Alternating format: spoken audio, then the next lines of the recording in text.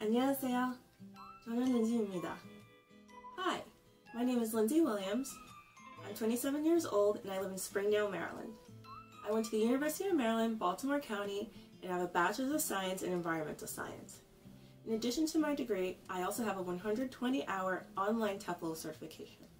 In addition to that, I am also taking a CELTA certification course, which will be completed in 2 weeks on October 16th. I want to teach in Korea because I really enjoy teaching ESL. When I first went to Korea, it was more of an exploration to see whether or not teaching was for me. I had considered it throughout all of my undergrad career, but I never actually did anything about it. And going to Korea 2 years ago was me doing something about it. After teaching in Korea for 2 years with the talk program, I found that teaching ESL was something I really liked doing, and I got a great fulfillment from it. I enjoyed giving lessons to my students, turning boring ones into fun ones, making games, having my students want to learn English instead of feeling like they have to. And it became something that I really wanted to do. The second reason why I want to teach in Korea is because I love the culture and the language. In my last year of college, I actually started watching dramas and teaching myself Hangul. And I would have fit learning Korean into my schedule, but I couldn't because it was my last semester. I needed to finish my degree. But after I finished my degree, I continued teaching myself Korean, and I kind of got to a basic level. I also started trying Korean food and also, listening to more Korean music.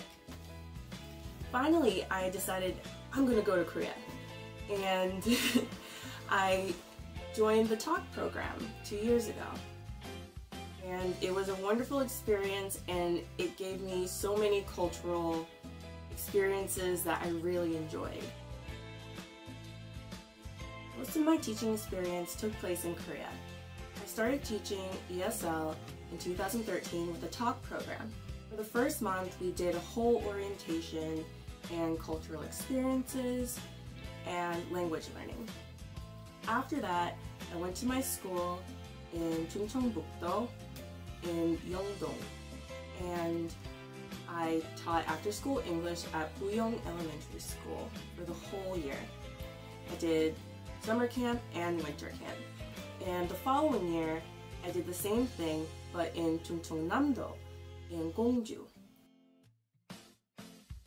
As for my teaching philosophy, I believe that speaking is the most important because it's the one skill that students get the least amount of practice with.